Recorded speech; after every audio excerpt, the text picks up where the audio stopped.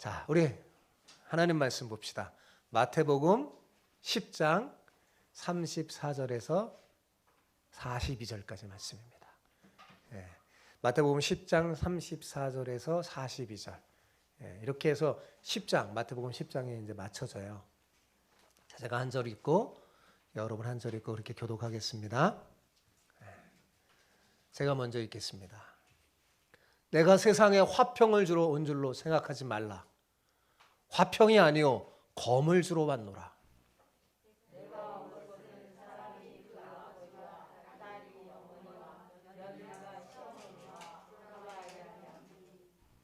사람의 원수가 자기 집안 식구리라. 아버지나 어머니를 나보다 더 사랑하는 자는 내게 합당하지 아니하고 아들이나 딸을 나보다 더 사랑하는 자도 내게 합당하지 아니하며 또 자기 십자가를 지고 나를 따르지 않는 자도 내게 합당하지 아니하니라. 자기 목숨을 얻는 자는 잃을 것이요 나를 위하여 자기 목숨을 잃는 자는 얻으리라. 너희를 영접하는 자는 나를 영접하는 것이요 나를 영접하는 자는 나를 보내신 이를 영접하는 것이니라. 선지자의 이름으로 선지자를 영접하는 자는 선지자의 상을 받을 것이요 의인의 이름으로 의인을 영접하는 자는 의인의 상을 받을 것이요. 같이요. 또 누구든지 제자의 이름으로 이 작은 자 중 하나에게 냉수 한 그릇이라도 주는 자는 내가 진실로 너희에게 이르노니 그 사람이 결단코 상을 잃지 아니하리라 하시니라. 아멘. 여러분, 현대 그리스도인 90% 이상이 복음을 전하지 않는다고 합니다. 별로 안 놀래네요. 놀랄 줄 알았더니 놀랍지 않나요? 참 이상하죠. 마음속으로는 분명히 기독교의 부흥을 꿈꾸면서도 많은 그리스도인이 복음을 전하지 않는 것입니다. 자, 그러면 왜 그럴까요, 여러분? 왜 그리스도인이 복음을 전하지 않을까요? 분명히 성경을 읽고 또 기도하고 설교를 들으면 복음을 전해야 한다는 것을 정말 잘 알 텐데 왜 전하지 않는 걸까요? 그것은요, 불편하고 무척 힘들기 때문이죠. 그죠? 복음을 전하지 않고 가만히 있으면 인간관계가 불편해지지 않고 화평을 누릴 수 있는데 굳이 복음을 전해서 인간관계가 불편해지고 화평을 깨는 그 영적 전쟁을 해야 하기 때문에 그게 싫어서 복음을 전하지 않는 겁니다. 그래서 대부분 그리스도인들이 복음을 전하지 않고 가만히 있는 거예요. 저는 오늘 설교하면서 놀랐어요. 우리가 깜짝 놀라야 되거든요. 90% 이상이 복음을 전하지 않는다. 근데도 가만히 있는 거 보니까 다 공감하나 봐요. 그죠? 참으로 가슴 아프고 슬픈 현실이죠. 여러분, 에덴 동산의 아담과 하와만 사탄에게 속은 게 아닙니다. 오늘날 우리 역시 사탄에게 속고 있는 거예요. 여러분, 사탄이 주는 거짓 화평에 속아서 참 평안을 빼앗기고 있는 겁니다. 사실은 좋은 게 좋다는 말 있잖아요. 그런 말 많이 쓰잖아요. 아, 좋은 게 좋다, 그런 말이 있습니다. 그러나 사실 가만히 생각하면요, 그 말은 틀린 말입니다. 뭐가 좋은 게 좋은 겁니까? 좋은 게 좋은 게 아니라 옳고 바른 것이 좋은 것입니다. 그렇죠? 옳지 않는 것을 보고도 불화하는 그것을 깨기 위해서 불화하는 게 겁나서 그냥 좋은 게 좋다고 넘어가면서 그렇게 싸우지 않으면 우선은 화평할 수 있죠. 그죠? 평화할 수 있어요. 그런데 그게 진짜 평화일까요? 진정한 평화가 아닙니다. 그것은 타협이며 사실은 불화예요. 이제 더는 여러분, 우리가 속아서는 안 됩니다. 정신을 차리고 깨어 일어나서 믿음의 선한 싸움을 싸워야 돼요. 우리가 예배 시간에 불렀던 찬송 보세요. 주님과 믿음의 사람들 앞서 싸우는데 너 어떻게 바라만 보느냐라고 말하잖아요. 우리가 그리스도인이라면, 우리가 하나님의 사람이라면 믿음의 선한 싸움을 싸워야 합니다. 그래야 사탄에게 속아 빼앗긴 참된 평화를 되찾아와서 진정한 행복을 누리며 살 수 있는 겁니다. 여러분, 성경은 우리에게 분명히 이렇게 말해요. 자, 디모데전서 6장 11절 12절 말씀인데요. 같이 한번 읽어볼까요? 시작. 오직 너 하나님의 사람아, 이것들을 피하고 의와 경건과 믿음과 사랑과 인내와 온유를 따르며 믿음의 선한 싸움을 싸우라. 영생을 취하라. 이를 위하여 내가 부르심을 받았고 많은 증인 앞에서 선한 증언을 하였도다. 여러분, 이게 무슨 말입니까? 우리가 진정 하나님의 사람이라면 어떻게 해야 된다는 거예요? 믿음의 선한 싸움을 싸워야 한다는 거죠. 그죠? 믿음의 선한 싸움을 싸워야 돼. 물론 이 싸움은 총칼로 싸우는 그런 물리적인 전쟁이 아니죠. 뭐 다투라고 그러는 말이 아니에요. 그래서 믿음과 사랑과 인내와 온유를 따르는 복음으로 하는 믿음의 선한 싸움을 싸우라는 거죠. 그게 바로 영적 전쟁입니다. 여러분, 이 전쟁의 목적은 뚜렷해요. 이 전쟁의 목적이 뭐냐? 사탄에게 속아서 거짓 화평 속에서 지옥을 향하여 가는 불쌍한 영혼들을 구해내어서 참된 평안을 누리고 정말 영원한 즐거움 속에 사는 하나님 나라로 인도하는 데 있습니다. 예수님에 의해서 세상에 파송받은 그리스도인은요, 세상에 던져진 복음의 검과 같습니다. 제가 오늘 말씀을 준비하면서 이 말이 푹 떠올랐어요. 아, 그리스도인, 제자들이 뭘까? 아, 제자들은 예수님이 세상을 향하여 던져진 복음의 검과 같구나. 우리는 주님에 의해서 세상에 던져진 복음의 검과 같습니다. 거짓 화평, 거짓 평화, 일시적이고 외적인 평화를 깨트리니까요. 왜요? 진짜 평화를 얻기 위해서.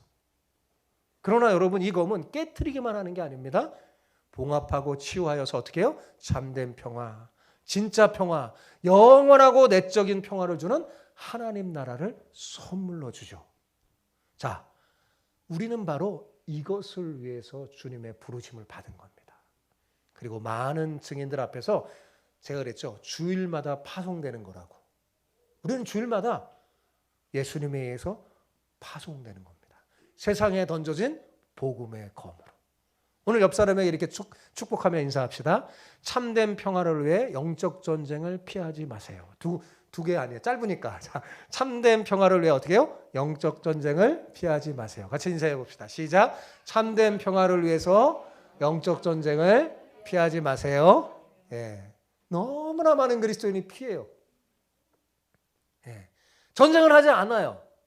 그리고 속습니다. 가짜 화평에 속는 거예요. 이제 속지 않았으면 좋겠어요. 오늘 제 설교 듣고 그 사탄에게 속음에서 벗어나 주님이 세상을 향하여 던져진 복음의 검으로 역할을 잘 감당하는 여러분 되시기를 축복합니다. 예수님은 오늘 말씀을 통해서 제자들이 세상에서 감당해야 할 또 하나의 대가에 대해서 비유로 말씀해주고 있습니다. 그런데 이 말씀은 참으로 이해하기 어렵고 감당하기 어려울 뿐만 아니라 가히 충격적입니다. 자, 34절을 같이 읽어볼까요? 시작. 내가 세상에 화평을 주러 온 줄로 생각하지 말라. 화평이 아니요 검을 주러 왔노라. 여러분, 성경 말씀 중에 이 말씀처럼 우리를 당혹스럽게 하는 말씀이 있을까요? 당연히 예수님이 화평을 주러 온 거지. 근데 그게 아니라 검을 주러 왔다고 이렇게 말하니까 우리가 혼란스럽습니다. 왜냐하면 성경은 분명히 예수님을 뭘로 소개합니까? 평화의 왕으로 소개하잖아요. 평강의 왕이거든요. 그죠? 또 여러분, 평소 예수님과의 가르침과는 그냥 표면적으로 보면 어때요? 어긋나잖아요. 맞지 않는 것처럼 보이잖아요. 그죠? 예수님은 분명히 뭐라고 했습니까? 산상수훈 5장에서 산상수훈 할 때 뭐예요? 화평케 하는 자는 복이 있나니 그들이 하나님의 아들이라 일컬음을 받을 것이요 라고 말하면서 제자들에게 뭐예요? 너희는 화평케 하는 사람이다 라고 화목하게 하는 직책을 주셨잖아요. 그죠? 그렇다면 본문의 이 예수님의 말씀은 도대체 무슨 의미일까요? 비유적이고 반어법적인 말씀이에요. 그러니까 주님이 말씀하시는 검은 사람을 죽이는 칼을 말하는 게 당연히 아니겠죠? 예, 그런 게 아니에요. 혹시 검이라는 단어 때문에 혹시 주님의 뜻이 이루어지는 과정에서 폭력적인 방식도 주님이 허용한 게 아닌가 그렇게 생각할지 모르겠지만 절대로 그렇지 않습니다. 이단들이 막 그러잖아요. 그죠? 성경을 곡해하는 거예요. 여러분, 우리 예수님은 단 한 번도 주님 폭력을 사용하시거나 장려하신 적이 없어요. 여러분, 예수님이 겟세마네 동산에서 잡혀갈 때 베드로가 어떻게 했어요? 예수님 지킨다고 치고 칼을 빼갖고 말고기를 탁 쳤을 때 예수님이 어떻게 했어요? 말고기 고쳐주셨어요. 고쳐주면서 뭐야? 예, 검을 거두라고 그랬죠. 폭력을 허용하시지 않으세요. 예. 그런데 가만히 보세요. 우리가 너무나 잘 알고 있듯이 자, 제자들이 복음을 전해요. 그렇죠? 천국 복음을 전하잖아요. 그럼 이 천국 복음을 받아들이지 않는 사람에게는 어떤 현상이 일어날까요? 그 복음에 찔림을 당합니다. 그렇죠? 내가 바른 일을 하지 않아요. 내가 죄를 짓고 있는데 만약에 내 자녀가 내 친구가 와서 너 그거 잘못됐어 라고 말하면 찔림이 오지 않을까요? 그죠? 내가 잘못됐기 때문에 그 바른 것이 나에게 칼처럼 검처럼 내 심령에 찔릴 수 있습니다. 복음을 받아들이지 않는 사람에게는요, 그 복음 때문에 찔림을 당합니다. 그런 의미에서 천국 복음이 검이요, 주님이 보내신 제자들이 검이라고 할 수 있습니다. 이해가 되시죠? 그러니까 제자들 자체가 세상에 보냄을 받은 예수님의 칼인 거죠. 좌우의 날선 검이에요. 심령을 쪼개고 수술하며 회복하는 그런 천국의 검이죠. 여러분, 검하면 금방 떠오르는 이미지는 뭐예요? 우리가 검하면 떠오르는 이미지가 뭐예요? 전쟁이잖아요. 그죠? 전쟁. 싸우는 거. 겁니다. 자, 여러분, 싸움이라고 무조건 나쁜 게 아닙니다. 그죠? 그 싸움이 무엇을 위한 것인가? 그게 중요하죠. 무조건 좋은 게 좋다고 일시적이고 거짓된 화평을 누리려고 도무지 싸우려고 하지 않는다면 어떻게 될까요? 본질적이고 영원한 참된 화평은요, 얻을 수가 없습니다. 얻을 수가 없어요. 자, 예수님께서 이 땅에 오셔서 사역하실 때 마귀와 타협하거나 화평한 적이 있을까요? 없습니다. 마귀가 타협하려고 하면 시험하러 왔죠. 네. 절대로 마귀하고는 어떻게 해요? 타협하지 않아요. 마귀의 일을 멸하라고 오신다고 그랬어요. 자기가 온 게, 주님이 오신 것은 마귀의 일을 멸하라고 오셨다고 했는데, 마귀의 일을 멸하려고 오신 그 주님이 어떻게 마귀와 화평할 수 있겠어요? 그죠? 화평할 수 없죠.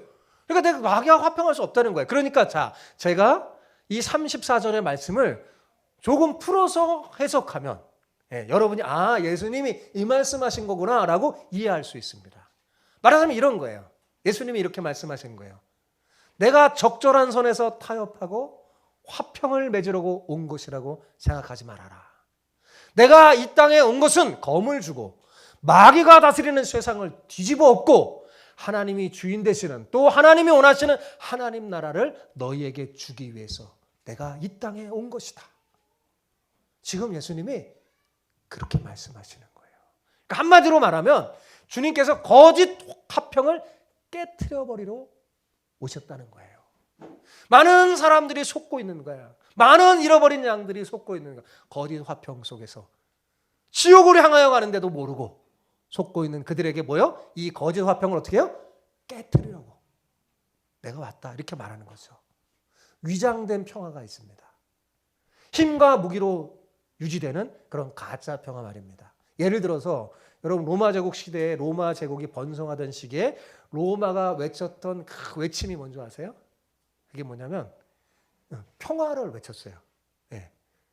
로마가 힘과 무기로 막 짓밟으면서 겉으로는 사람들에게 로마 평화를 외쳤어요. 그게 바로 팍스 로마나입니다. 그게 진짜 평화일까요? 아니잖아요. 그 시기에 어땠습니까? 역사를 보세요. 그 시기에 얼마나 많은 식민지가 생겨나고 얼마나 많은 사람들이 노예로 팔려가고 얼마나 많은 그리스도인이 핍박을 당했습니까?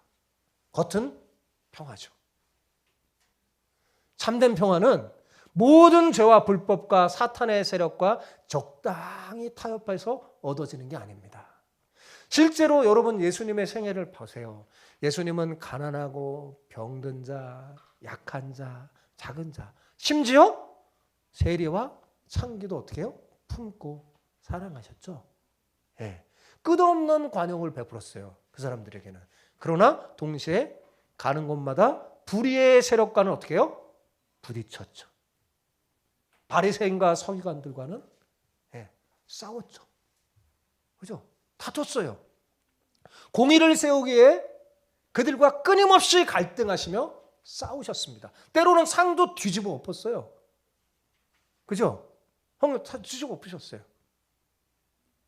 그런데 오늘날 그리스도인의 문제는 뭐냐? 불의한 현실을 못 본 채 외면하고 영적인 안일주의에 빠져서 적당히 죄와 불법과 세상에 타협하면서 내 기득권을 지키는 데 있습니다. 잠들어 버린 거예요. 여러분, 다시 말하지만 더는 사탄에게 속아서는 안 됩니다. 우리가 진짜 내가 예수님을 믿는 그리스도인이며 주님께 파송받은 제자라면 정신을 차리고 깨어서 일어나야 돼요. 그리고 우리가 바로 주님이 세상을 향하여 던진 복음의 검이라는 사실을 알고 불의한 세상의 거짓 평화, 위장된 평화를 깨트리기 위해서 뭘 해야 될까요? 영적 싸움을 시작해야 합니다. 싸워야 해요. 그래야 참된 평화를 되찾아서 진정한 행복을 누릴 수 있으니까요. 자, 35절 36절을 봅시다. 같이 읽어봅시다. 시작. 내가 온 것은 사람이 그 아버지와 딸이 어머니와 며느리가 시어머니와 불화하게 하려 함이니 사람의 원수가 자위 집안 식구리라. 자, 앞서 34절의 말씀은 상황에 대한 말씀이라면 35절은 구체적인 현실에 대한 말씀이에요. 그래서 그런지 더 큰 충격으로 다가오죠. 34절보다 35절 가면 더 큰 충격으로 다가와요. 왜요? 우리가 싸워야 할 원수가 누구라는 거예요? 집안 식구라고 지금 말하니까요. 예. 이 말씀은 정말 오해하면 안 됩니다. 예. 주님의 참 뜻을 알아야 돼요. 여러분, 이 말씀은 가족이 원수니까 싸워서 버려라, 그런 말이 아니에요. 이단들이 그렇게 가족과 이렇게 분리시켜 버려버리는 거죠. 사실은 그런 게 아닙니다. 그 반대예요, 반대. 예수님은 절대로 가정을 무시하거나 부정한 적이 없습니다. 성경 전체를 읽어보세요. 예수님은 효를 강조하고 가정의 소중함을 강조하고 하나님이 짝 준 것을 사람이 끊을 수 없다고 했어요. 그죠? 사탄은 가정을 파괴하지만 복음은 가정을 하나 되게 합니다. 그러므로 본문의 이 참뜻은 가족을 무시하거나 버리라는 그런 말이 아니에요. 오히려 가족의 진짜 행복을 위해서, 가족의 참된 행복을 위해서 뭐예요? 영적 싸움을 싸워야 한다는 거죠. 여러분이 사랑하는 자녀가 잘못된 길, 그쪽으로 가면 죽는 길을 가는데 어떤 부모가 그 자녀와 그냥 그대로 내버려두고 화평하면서 그래 가라, 이런 부모가 어디 있겠습니까? 싸워야죠, 못 가게. 그죠? 그게 그 자녀를 사랑하는 거잖아요. 여러분, 근데 우리는 이 불편한 건 못 참는 것 같아요. 왜냐하면 싸우는 건 힘드니까요. 여러분, 가정 안에서 누리던 그 화평을 계속 유지하려면 별거 할 거 필요 없어요. 여태껏 하던 대로 하면 됩니다. 아주 쉬워요. 여태껏 하던 대로 하면 화평이 유지돼요. 아무것도 바뀌지 않고 지금까지 살던 대로 그렇게 하면 됩니다. 그러나 일시적인 화평이 아니라 더 근본적인 영원한 화평을 얻으려고 하면요, 불화를 감수하고 어떻게 해요? 믿음의 선한 싸움을 싸워야 돼요. 설득하고 굉장히 힘듭니다. 에너지를 써야 돼요. 그렇다고 무턱대고 다투라는 말이 아닙니다. 여러분, 그래서 예수님이 말했죠. 제자들을 보내면서 어떻게 하라고요? 뱀같이 지혜롭고 비둘기같이 순결하라 그랬죠. 지혜로워야 합니다. 영적 싸움을 싸울 때 지혜로워야 돼요. 뱀같이 지혜롭고 비둘기같이 순결하게 해야 합니다. 복음이 그 가정에 복음이 없던 곳에 복음이 들어오면 당연히 충돌이 일어납니다. 왜요? 가치관이 상반되어 부딪히니까요. 예.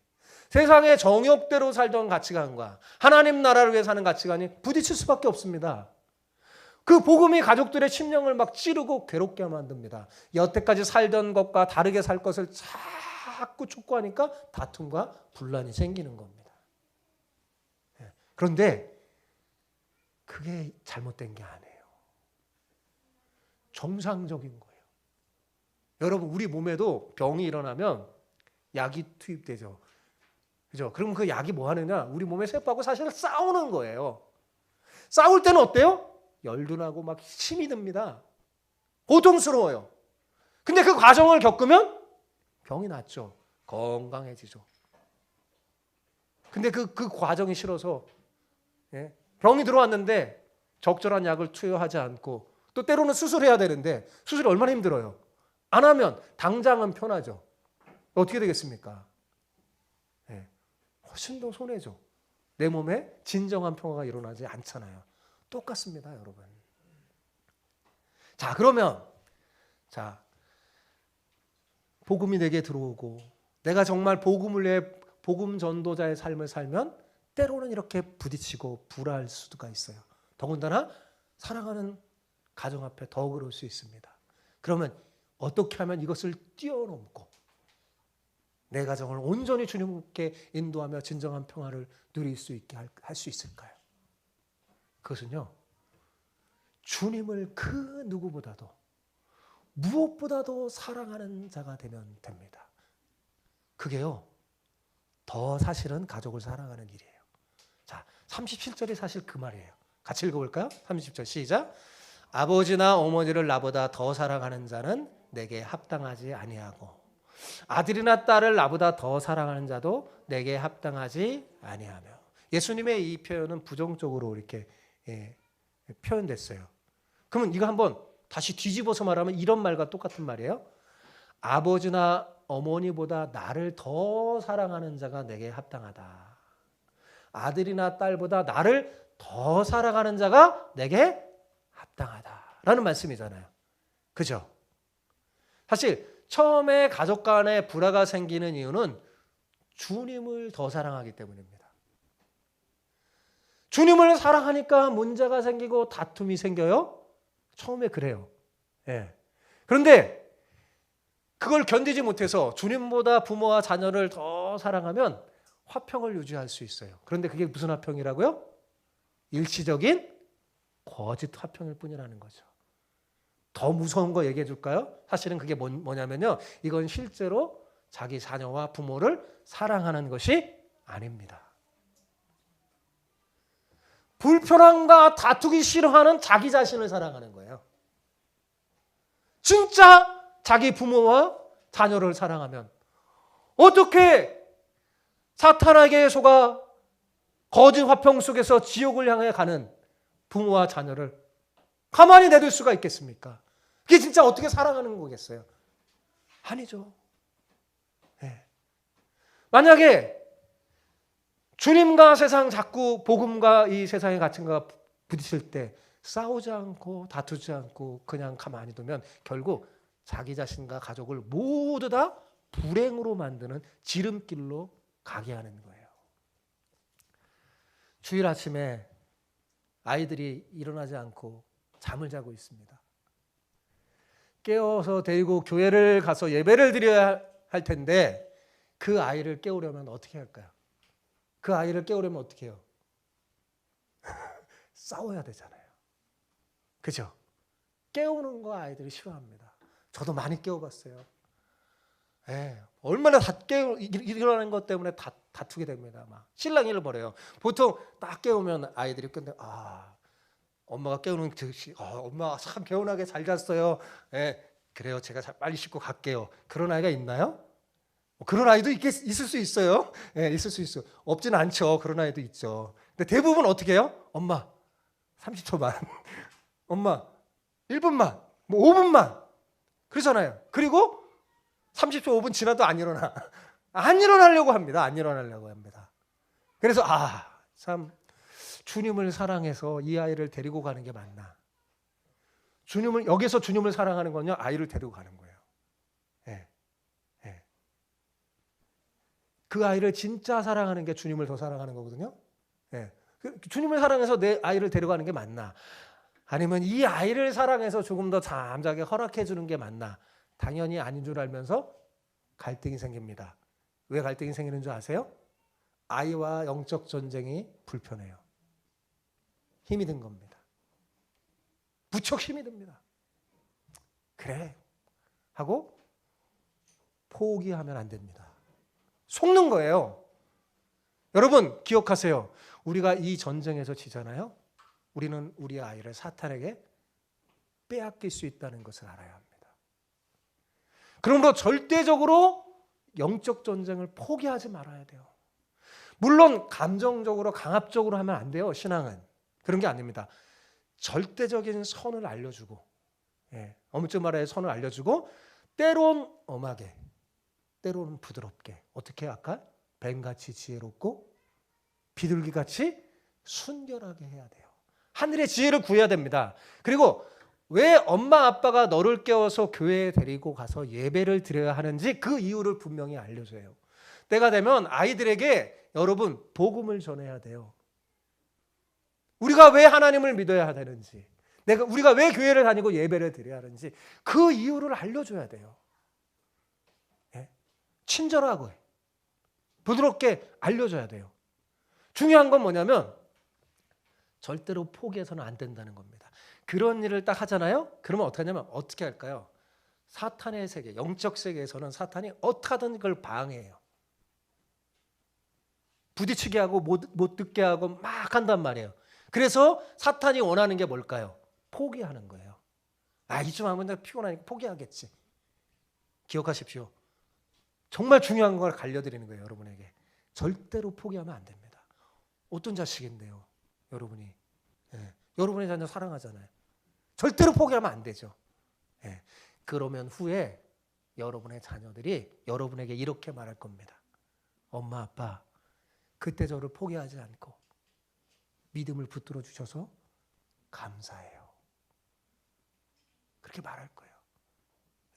제 체험입니다. 제 경험이에요. 철이 들어 믿음 앞에 섰을 때 가장 감사한 게 뭐냐? 자기를 포기하지 않고 끝까지 자기와 싸워줬던 거, 자기하고 영적 전쟁을 해줬던 거, 그게 너무 고마워요. 그렇게 말하더라고요. 그렇게 말할 겁니다. 사랑하는 성도 여러분, 주님을 더 사랑하십시오. 그러면 다툼과 갈등을 뛰어넘어 모든 것이 합력하여 선을 이루는 주님의 역사를 체험하게 될 겁니다. 그리고 그게 더 사실은 남편과 아내와 자녀를 진짜 사랑하는 거예요. 하나님은요, 성경 보세요. 하나님은 우리가 다른 사람을 사랑하는 것, 자기를 사랑하는 거라고 생각해요. 약한 자를 사랑하는 자, 예수님 자신을 사랑하는 것 같아요. 그러고 생각해요. 그래서 우리가 주님을 더 사랑하여 주님이 원하는 그 길을 가면 사실은 모두가 더 사랑하는 복된 길로 이렇게 합쳐집니다. 자, 38절, 39절 같이 읽어봅시다. 시작. 또 자기 십자가를 지고 나를 따르지 않는 자도 내게 합당하지 아니하리라. 자기 목숨을 얻는 자는 잃을 것이요 나를 위하여 자기 목숨을 잃는 자는 얻으리라. 자, 이 말씀도 앞에 말씀처럼 뒤집어 생각하면 더 분명히 다가와요. 무슨 말이에요? 자기 십자가를 지고 나를 따라오는 사람이 합당하다. 그런 말이잖아요. 그죠? 자, 그러면 우리가 보통 십자가를 진다. 십자가 그러면 어떻게 생각합니까? 보통 일반적으로 이렇게 생각합니다. 나의 유익을 위해서가 아니라 다른 누군가의 유익을 위해서 내가 희생하고 헌신하는 것.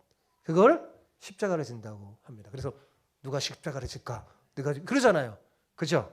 물론 그런 의미도 여기에 있습니다. 그러나 본문에는 진짜 중요한 의미가 따로 있어요. 이 말이 뭐냐? 너 자신을 스스로 십자가에 못 박아 죽으라는 겁니다. 자기 십자가를 지라는 건 뭐냐면 너가 달릴 십자가를 짐에 지라는 거야. 너 자신이. 너를 죽인 십자가를 지고 따라오라는 겁니다. 즉 너 자신과 다투는 자가 되고 너 자신을 향하여 칼날을 들이미는 자가 되라는 거예요. 그 복음의 검이 궁극적으로 너 자신을 향하라는 거예요. 자기 십자가를 지고 자기를 죽이고 주님을 따라가는 자. 그래서 더 이상 자신이 존재하지 않고 주님만 계시는 그런 사람이 되라는 말입니다. 그래서 바울은 갈라디아서 5장 24절에 이렇게 말했어요. 그리스도 예수의 사람들은 어떻게 해요? 육체와 함께 그 정욕과 탐심을 십자가에 못 박았느니라 라고 말한 겁니다. 그러니까 실제 이 복음이 가족에게도 그 검이 향하지만 궁극적으로는 뭐냐면 내 자신에게 향하는 거예요. 나 자신에게 향하여 내가 온전한 화평을 누리고 온전한 하나님이 돼야, 그죠? 주님 앞에 씌워질 세상에 던져진 복음의 양날이 낡게 쓴 복음의 검이 될 수 있을 테니까요. 자, 근데 한번 여러분에게 물어볼게요. 자, 여러분이 삶을 살아가면서 솔직하게 한번 대답해 보세요. 가족을 더 사랑합니까? 여러분 자신을 더 사랑합니까? 네. 물론 가족을 더 사랑하는 사람이 있을 거라고 저는 생각해요. 네, 있습니다. 네. 근데 대체로 우리는 솔직히 보면 어때요? 자기 자신을 가장 사랑합니다. 내가 제일 잘났어 그러잖아요. 내가 제일 잘난 줄 알고 나를 제일 사랑해요. 그죠? 내가 제일 귀합니다. 네. 그런데 주님이 말하는 거예요. 내가 가장 귀하게 여기고 가장 사랑하는 어떻게 해요? 너 자신을 죽여라. 그리고 나를 따라라. 그게 내 제자로 합당한 자다 라고 말합니다. 왜 예수님이 이렇게 말씀한 걸까요? 나 자신과 화평을 누리게 하는 우리의 정욕과 탐심을 죽이지 않고서는 천국 복음을 전하는 제자로 제대로 살아낼 수 없기 때문입니다. 그래서 예수님이 궁극적으로 세상을 향하여 파송하는 제자들에게 보내면서 이 말을 하는 거예요. 너 자신을 죽이고 나를 따라와야 한다. 여러분, 복음이 들어오면, 복음이 내 삶에도 또 우리 가정에도 하여튼 복음이 들어오잖아요. 그러면 갈등하고 고민하고 번뇌할 수밖에 없어요. 왜요? 내가 원하는 것과 주님이 원하는 게 다릅니다. 복음이 오기 전에 내가 생각하고 꿈꾸고 내가 원했던 삶과 복음이 들어와서 가야 할 삶이 달라요. 그래서 그리스도인은 고민하고 갈등하게 되는 거죠. 자, 주님 말씀대로 하자니 정말 참 힘들고 어렵고 내가 힘들어 죽을 것 같고 내가 원하는 대로 하자니 보니까 이거는 정말 주님의 뜻이 아니거든요. 그러니까 어떻게 돼요? 양심의 가책을 받아 힘들어 죽겠고 그래서 뭐예요? 힘든 겁니다. 네. 그래서 갈등하는 거예요. 내 안에 영적 싸움이 일어나는 거죠. 내 안에 영적 싸움에서 먼저 이겨야 돼요. 자, 이때 해결책이 뭡니까? 말해주는 거예요. 나를 더 사랑하라. 주님을 더 사랑하는 겁니다. 나 자신보다 주님을 더 사랑하는 사람이 되어서 주님께서 파송하는 그 일을 감당하라는 거예요. 그래야지 진짜 나보다 주님을 더 사랑하는 사람이 돼야지 주님이 파송하는 일을 감당할 수 있지 않을까요? 여러분? 내가 주님을 더 깊이 사랑하지 않는데 어떻게 내 자신을 죽이겠습니까? 주님을 사랑하지 않는데 어떻게 내가 자기 십자가를 지고 따를 수 있겠어요? 그렇죠? 주님을 더 사랑하는 자가 돼야지 영적 전쟁에서 이깁니다. 네. 사랑하는 여러분, 주님을 더 사랑하는 자 되시기 바랍니다. 네. 더 사랑하는. 그러면 이게 사랑해야지 해서 되는 게 아니에요. 구하세요. 사랑을 구하세요. 주님을 더 사랑하는 자가 되게 해달라고 구하세요. 그러면 이길 수 있습니다. 영적 전쟁은요, 거짓 사랑과 참 사랑이 맞부딪혀서 충돌하는 전쟁이에요. 네. 사탄은 속임수를 잘 씁니다. 속아면 안 돼요. 거짓 사랑과 뭐예요? 참사랑이 맞부딪혀요. 네, 부딪혀요. 그러니까 어떻게 해요? 다툼이 생기고 분란이 생길 수 있어요. 지금까지 내가 사랑했던 것, 그것을 사랑하며 살고자 하는 내 마음과 주님을 더 깊이 살고자 하는 그것이 어떻게 해요? 충돌하죠. 그래서 갈등을 일으킵니다. 자, 이 전쟁에서 주님을 더 사랑하는 자가 되어야지 어떻게 돼요? 승리한다는 겁니다. 승리하는 여러분 되시기를 축복합니다. 예.